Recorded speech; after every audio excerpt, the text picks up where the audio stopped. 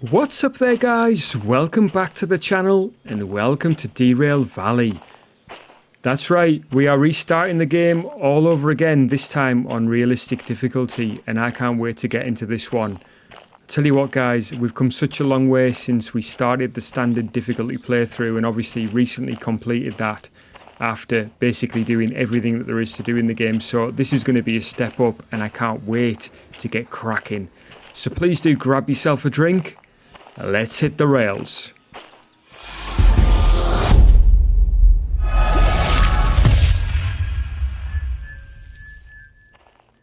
Right then, guys, first things first, thank you so much for joining me for this episode.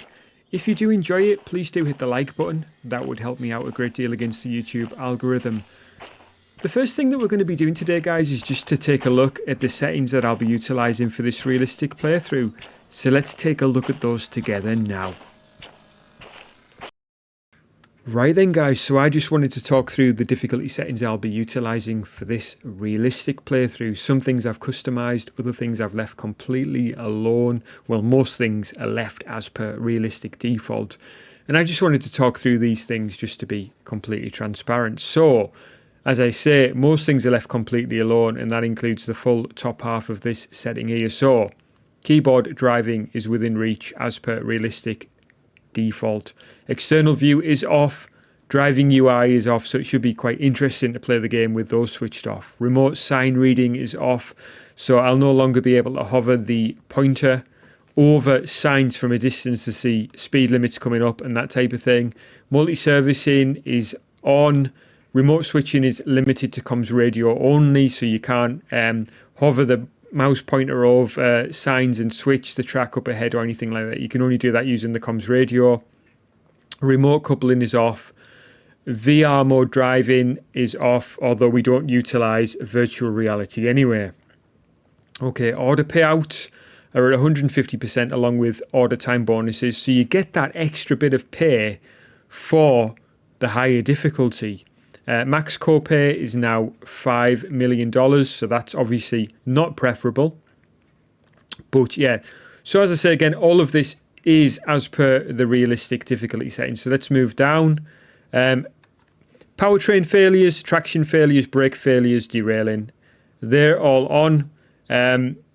Steam startup, now I've increased this, and I may have pushed it a bit high, but I've got it up now to 500%. So on a standard playthrough, that's 100%. On realistic difficulty, usually they've set that to 200%. I've set it to 500%. I want a really long time to pressurize the boiler and to get the fire going and all that type of thing and to get that water hot. I think all of this is just my personal sort of sense of realism I want to actually put into the game by having a much longer startup time for Steam locomotives. So we'll try that. If we have to, finely tune it and give it a tweak as we play, then we will do that. But for now, 500% is what it is. Main reservoir fill time. So this is actually higher on the realistic difficulty settings. So this is the brake reservoir. Now on standard playthrough, it's 100%. On realistic playthrough, it jumps up to 500%. I've actually pushed it down a tiny bit to 250%. I'd read in the Steam discussions that a few people had complained that it's too high. So I've just said, right, okay, let me deal with that. I'll set it to 250%. Brake lights, the brake light, which is a warning light above the dial, I think, because it doesn't tell me by hovering over it what this is, that's switched off. So no warning about brake issues or coupling issues with that little flashing light anymore, as far as what I can obtain from this brake light heading here. Remote handbrake is now off as well. Automatic handbrake is off. Automatic headlights are off. All right, resource consumption, resource cost, damage, repair cost, cargo damage cost, and environmental damage cost, all 100% as per standard realistic settings, default realistic settings, should I say. Not to be confused with standard setting. All right, re-rail max cost, clear derailment is switched off. and clear cost and summon max cost. Comms radio cheat mode, start items and inventory item respawn. This is all as per realistic defaults. So nothing has changed. These costs are higher. You can't clear a derailment anymore. And yeah, this is as per realistic defaults as well. Right, here we go. Interesting stuff. Dash distance is now just short. External view dash is off. Map blips are now off. So that's going to be interesting. I think that means that we can't see ourselves at all on the map. So it's just the map is there as a sort of paper tool. Doesn't now allow us to see where we are or where our locos are. Fast travel is paid. I think that was on anyway as per standard difficulty. Sleep cooldown I have switched off. Now, there is a sleep cooldown as per realistic difficulty, and I think it's set to like 8 hours. I've turned it off. This is for the sake of enjoyment. If we're in the middle of the night and I sense that I want to sleep because I want to start a video recording the next day, I want to be able to sleep at any given time. So I've just switched that off. All right, I have increased day duration to 12 hours. This allows us a more realistic view of daytime. I think as standard difficulty it's 2 hours. So I've bumped that up. Weather change speed, I've turned that down to 50%. So whatever weather we have, we are stuck with it for longer. If it's fine, that's great. If it's raining, we're going to have rain for longer. All right. All these other things here are just as per the realistic default. Lightning is on. Weather editor is off. Time of day adjustment is off. The only other thing that I've changed is hardcore saving. I've switched that off. I don't like it anyway when games force you to have this approach of overwriting your save and not allowing you to go back. And for this, personally, this is a kind of a necessity to switch this off because I am making YouTube videos. And if something goes wrong with the recording and I need to record an episode, I'm not going to be able to reload my save if I have that switched on. So that is switched off. Right, guys, that's the settings that I'm using. Let me know in the comment section if there's anything controversial there. But otherwise, let's get cracking. All right then, so now that we've taken a look at those difficulty settings, let's take a look and see what effect those settings are going to have on our playthrough. So let's have a look as we walk around this area here. And we'll start off by just doing a dash. And wow, that is very different and much shorter. Let's take a look in the tool shed. So yeah, empty. Wow, amazing. I mean, I'm used to seeing this ram-packed full of stuff, obviously as per our standard difficulty playthrough. And there's only a few licenses here. Now, to start off with, we do have the train driver license, we've got the DE2 license, and we've got the freight haul license. So we could potentially do a freight haul job to get us started. Let's have a look then, see what there is available in the station office. It's going to take me some time to get used to that little tiny leap, to be honest with you. Weather-wise, we're looking good, so that's a good start at least. Right, so we're only going to be able to utilise the DE2 to start off with. So I would say that is probably not going to happen. Although technically the DE2 can manage that amount of weight. There's a freight haul here to harbour. There's a run there to food factory in town. Wow, immediately I'm seeing the improvement to the payouts there. Harbour and town, 3 pickups. That might be a good one. 21,000 for a shunting job. 2 pickups for steel rails. Sorry, that's 3 pickups again. 2 drop-offs.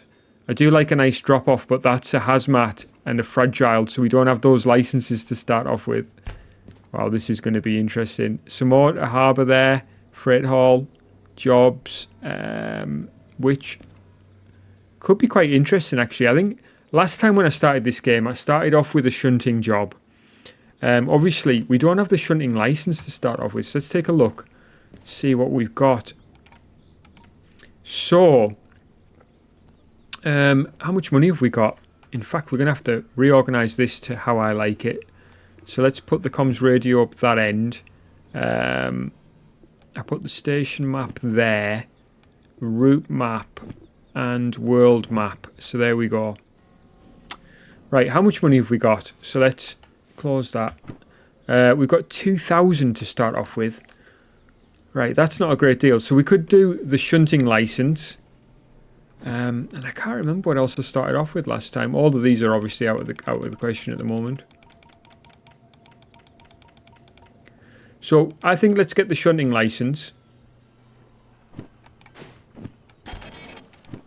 So that's done. So that's just as a point of necessity, really, at this stage. Now we could do a run to harbour. I'd like a nice light one. That's going to City West. I mean, we could potentially run up to City West. There's nothing wrong with that. But I think just harbour would probably be better. And a nice light one at that. So this one looks like a nice payment one. 228. And this is order number 94. I guess we are going to need a locomotive to start off with though. But let's find where this one is. Wow, that is a short thing, isn't it? So it's a 4-car deal. And we've gone right to it. 1, 2, 3, 4. There. Right, so that's that one. So that's going to be nice and easy heading out that way. This should be quite interesting to me though, in a DE2. Because obviously that's all we've got. Now, I am going to have my eye open for locomotives, restoration locos, because we don't have any currently. So we're going to have to start looking around for those. And in the previous playthrough, there was 2 here in steel mill to start off with. So there was one there, and the other one was back here. Which obviously I can't imagine both of them having anything there now. So let's have a look. I think it was somewhere around here.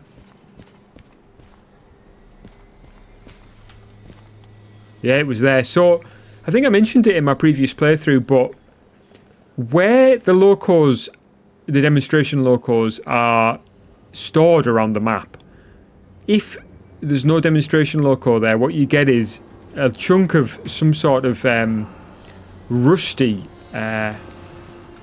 material in exchange. So yeah, that's what we've got right there. So yeah, we'll be keeping our eye open anyway. So let's have a look then.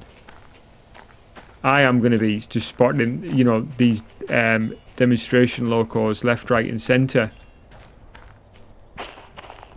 Because look, I mean, it looks like one, right?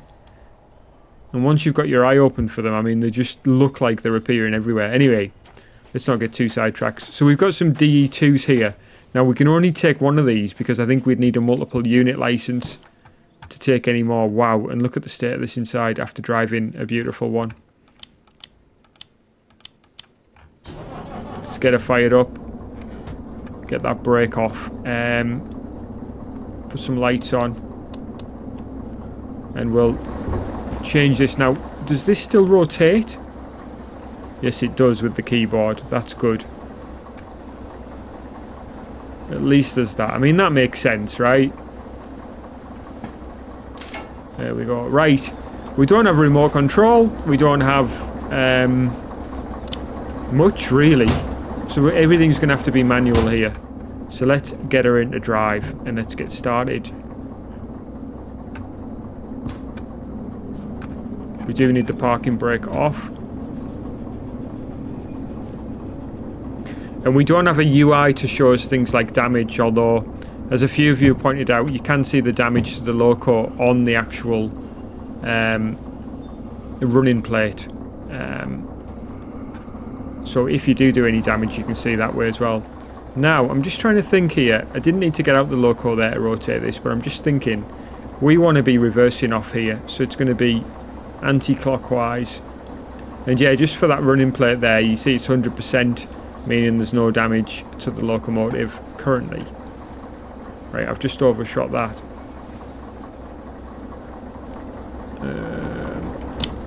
Okay. It's going to take some time to get used to this.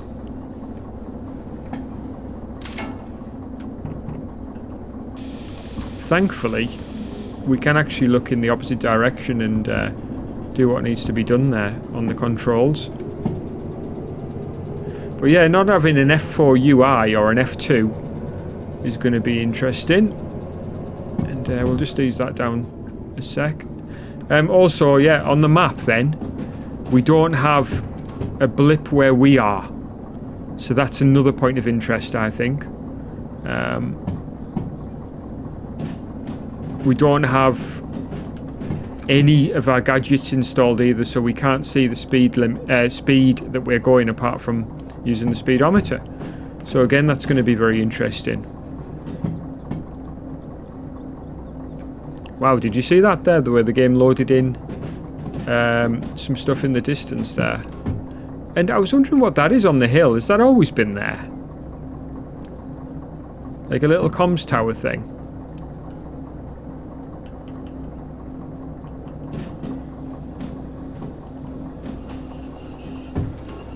I don't know why, I just don't remember seeing it in the past. Right, we don't have things like the dispatcher license even. So we can't switch switches. We don't have the manual servicing license. So we can't manually service her. So what I should have said is we can't switch switches on the map view. We can only do it utilising the switch, the comms switch, the comms radio.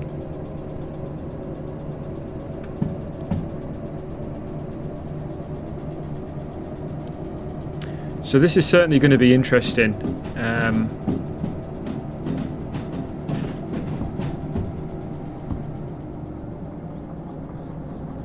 was just thinking there as well. Why don't we take more than one job with us? Well, we can't because we don't have concurrent job license at the moment. So a lot of things restricting us from what we were previously able to do.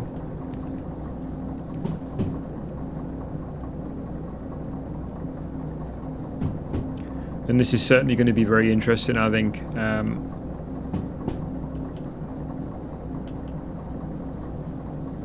Currently, I don't feel any real difference with the way the train's driving, but obviously we're not pulling anything at the moment.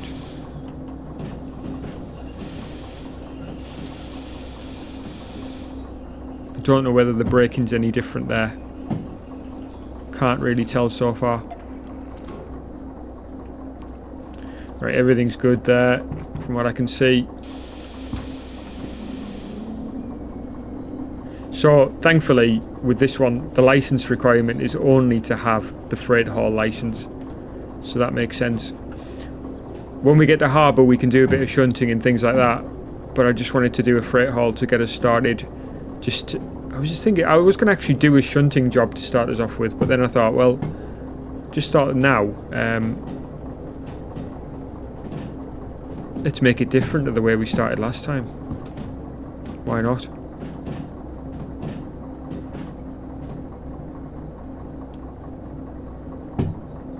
Is that a loco?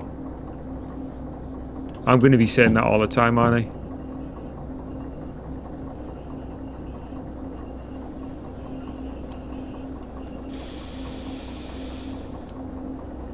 Is it just me? Did we just get super lucky last time? How fast are we going?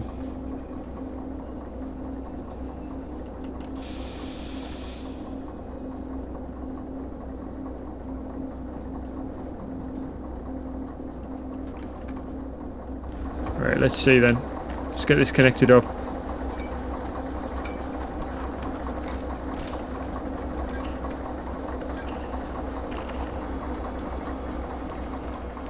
Now, it looked like a loco that, but obviously it isn't. It's just a bunch of cars, right? So now like I said, any sort of piece of scrap is going to make me think there's a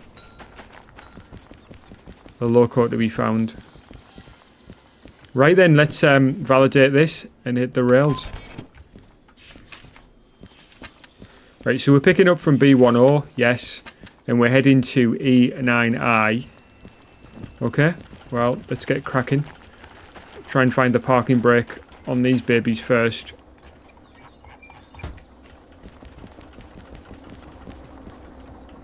It should be. It'll probably be this one, won't it? Yeah, there we go. Parking brake is off. We'll engage. Whoops. What am I doing? Whoa, steady on. So easy to blow this thing doing that. Right, actually pressed the wrong key there. There we go.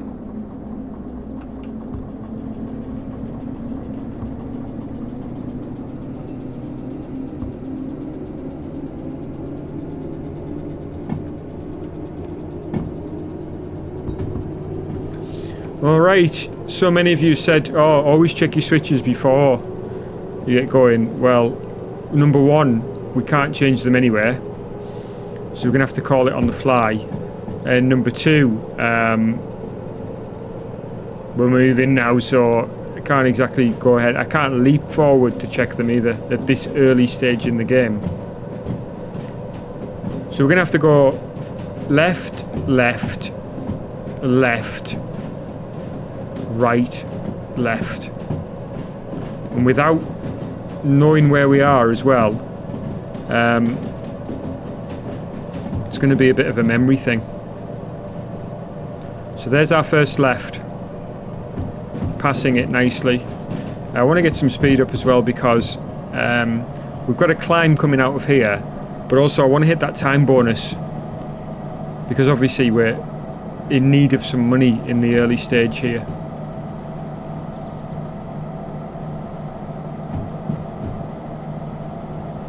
Yeah, getting that dispatcher license unlocked will be good. Does feel a bit scary not knowing what switches are coming up and how they're switched.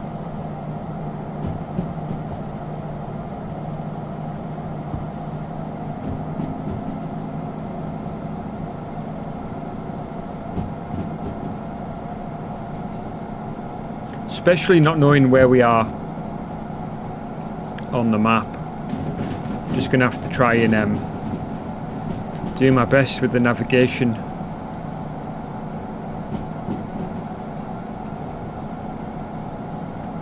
Obviously we don't have any option to what you call like hover over signs and stuff like that. What do we have here? We've got save cab position and inventory. So I don't think I've ever used that save cab position. That's an interesting one. But yeah, if we hover over like speed limits, it doesn't do us any favours now. So throttle is fully open here.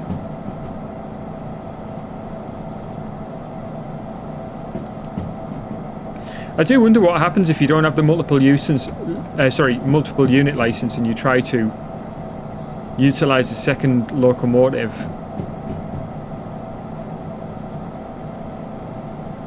If anybody knows in the comment section, please do let me know.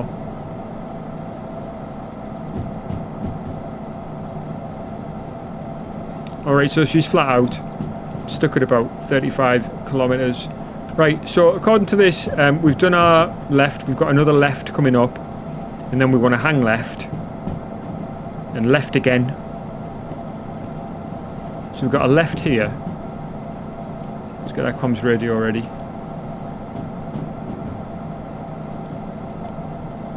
Right, so that's got to be left. So I'm just counting them here. This is left number 2. And then we've got 2 more, which according to this is in short. Yeah, short proximity to each other. Close proximity, should I say. But she's opened right up here and she's not, you know, overheating or anything, so at least we have that. Revs are high, leveling out now, thankfully. But I can see why, especially in realistic difficulty, you'd want to make use of the gadgets like the inclinometer and the digital speedometer and that type of thing. And the switch setter as well would be a very nice touch at this early stage.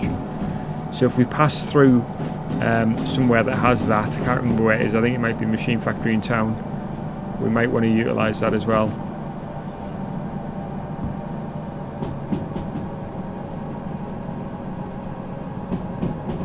Right, so this one needs to be left as well, right? And then we've got a fairly straight section where we are going to be hopefully building up a bit of speed. Like here, so we are now here and going along here, and then we're going to be hitting these switches, these turns, and then hitting these switches here, where we want to go right and then left before heading into harbour. So only two major sort of intersections, if we can call them that, to go. And then we've got harbour, where we're going to come in. We can't switch switches using this, but we are going into E. Thankfully, at least we have some experience of harbour and its layout and where we're going. If you're new to the game, harbour is wow, it's impressive the first time you see it, when you think about the number of drop-off points it's got, and even the number of yards it's got. If you're going up to, like, you know, G yard, A, B, C, D, E, F and G, with A being sort of the overall, it's a lot, isn't it, to take on. Right, so we're still flat out here pretty much. Oh no, we're not quite. But yeah, temperature wise, she was completely backed off there.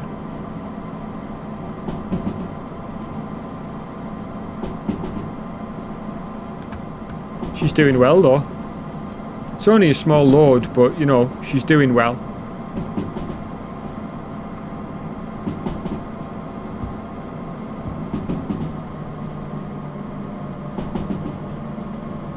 Shame we don't have a nice external view to get a nice shot of her here, because she's doing marvellous.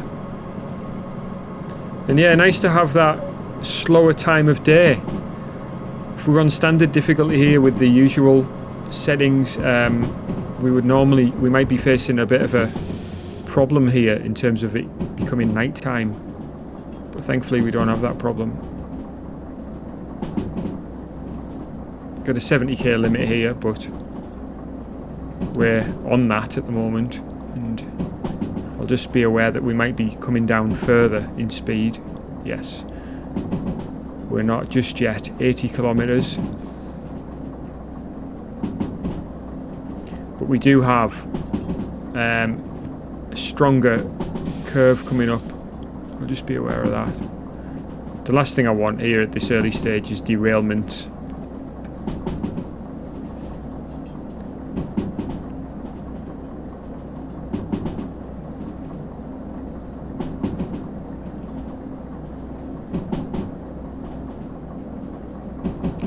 And yeah, obviously when we're utilising the brake, we want to be thinking about that reservoir, and obviously when we use the brake is how long it takes us to fill that reservoir again on 250% compared with the previous 100%. Right, I'm just going to slow down a bit here because be careful. So we've got the switch track, and it's saying the limit is 60, so let's just slow it down a bit.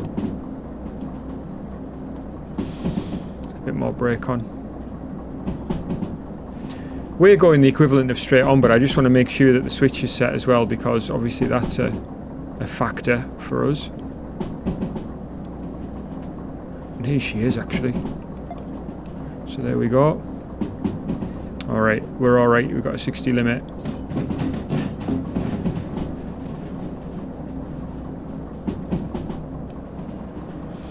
Alright, we slowed down nicely there, so not a problem.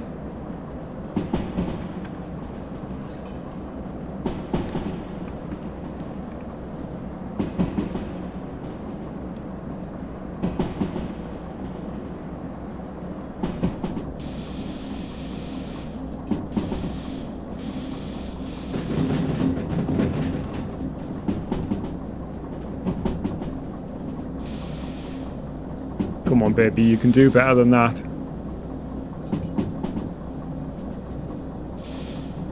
So we've got 40 limit here.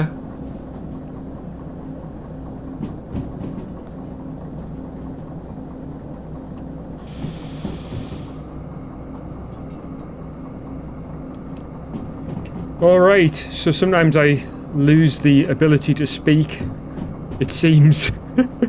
No, I'm joking. So, yeah, we had a 40 limit there. I just wanted to make sure we got down. And we weren't getting down as quick as what I would have liked, to be fair. I'm not too sure what the tolerances are. In realistic mode, I would imagine it's similar to standard in terms of your, as a player, ability to derail.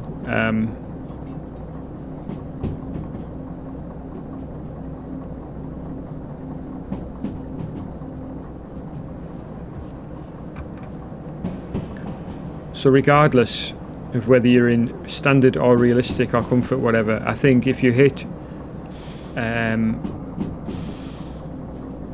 turn any faster than 10 kilometers, I would say, roughly, anything faster than that over the limit, I think you're at the risk of derailing. So I just wanted to get down to 40 there. We've got a 50 limit here, but we got a number of 40 limits coming into harbour. And without being able to see where we are on the map, we are actually here.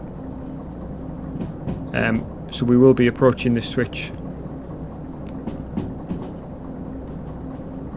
So we've got 50, 60, and then obviously we're going to come down to 40 again soon, so I'll just keep it around about this speed. 45 will be no problem.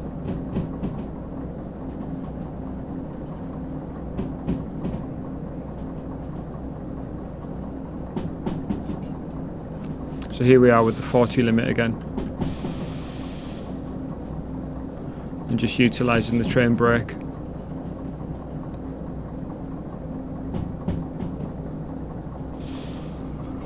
Yeah, just great to have the time of day not changing as quick. I wish I'd changed that setting. You can actually change your settings partway through your playthrough. It does allow you to do that. I didn't realise that, so that would have been something that I would have liked to have done.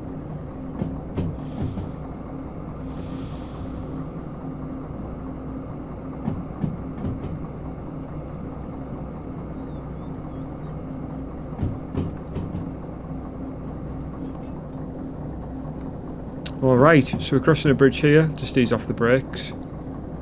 And we'll look out here at this beautiful bit of scenery, although it is limited obviously by the mountains, even though the mountains look fantastic still. So, straight where there's a bridge. Now, I think that puts us about here. Or no, it might be there actually. So we could be pretty close to that switch. Is that going to be it there? Okay, we are speeding up a bit. Yeah, switch warning sign, and we do have 60 limit, although I think it's 40 if I remember rightly. Get our switch ready. Ah, yes. So yeah, it's set correctly, and we are going round into a 40 limit. So let's just keep the brakes on.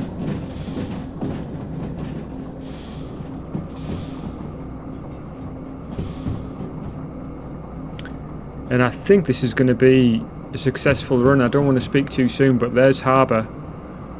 Happy days.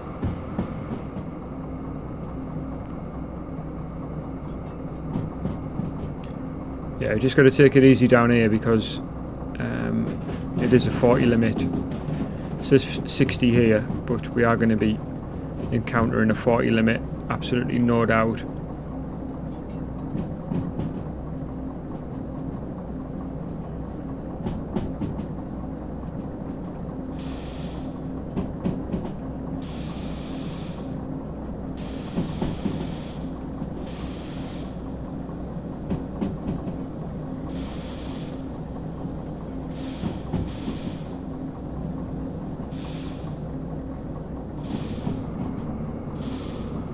The brakes are interesting. They don't seem to be as effective. It could just be me. And then overly effective once you've got them on. So that application time seems to be a little bit different, but I might be wrong. I don't know whether it, you know, there's a change to the amount of time that the brake reservoir fills. I don't know whether it's also the same for it in its application, whether it's a bit slower. Alright, so we've got a switch coming up. We're going around to the left here to take us down to the E yard now that we're coming into harbour. And the switch is already set to take us off to the left. I'm going to have my eyes open for locos. There's absolutely no doubt about that. And we are below the speed limit, so I'm just going to ease off the brakes. And just looking around, we should find that the military base is closed to us at the moment.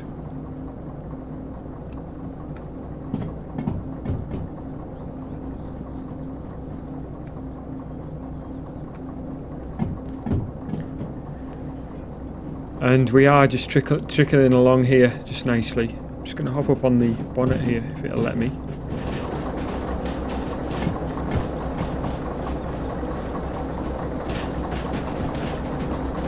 So again, more scrap there. I do know quite a few of the locations for the demonstrators, but obviously from our perspective I don't know whether we'll actually see any coming in here, but I'll keep my eyes open anyway. So there's scrap there, and the switch is set correctly, thankfully, taking us down the bottom end.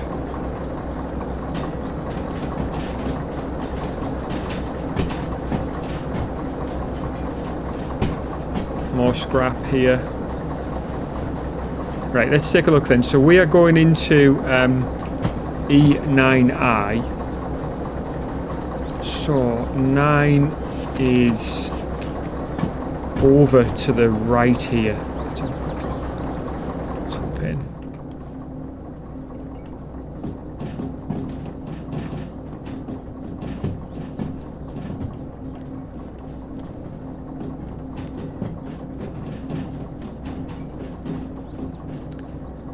I'm hoping it's that one that's free there.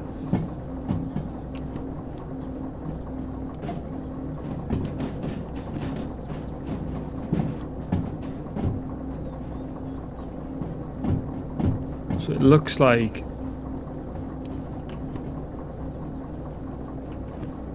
it's the one that's free.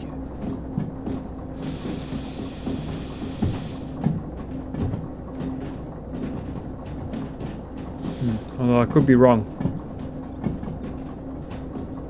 Oh no, it is. This one. That's good. Makes life easy. Does mean that we're at the wrong end though, so we're, you know, come next mission we'll have to churn round, but that's all good.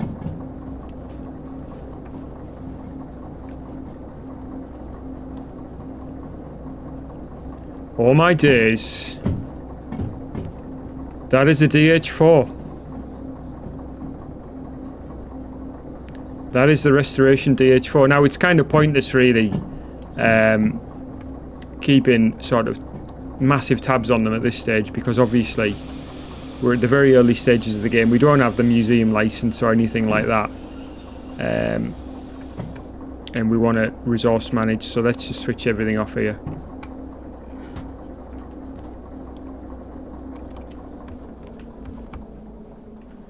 And we'll put a bit of handbrake on just to be sure. I'm going to hop down.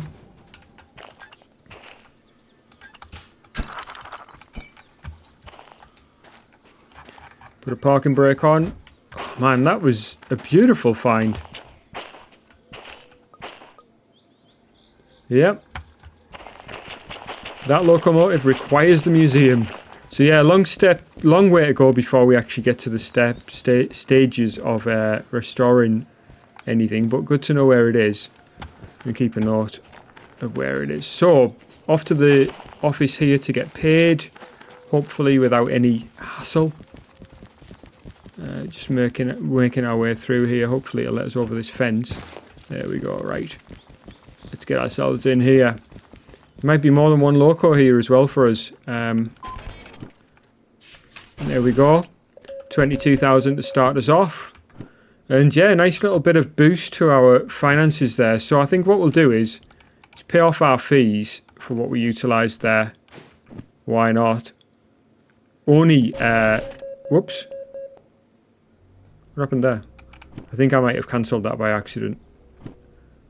So insurance only needs us to pay $100. So that's done. Used to talking in thousands.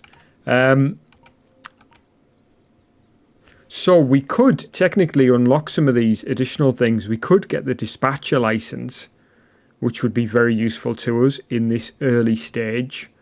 But we'll leave that to next episode because we've done a lot there and I've covered a lot. And I think it's worth just saying thank you so much for joining me. I really appreciate it. We'll take a look at the jobs going out with you and see what there is. I'm excited to start this game again, and so far so good.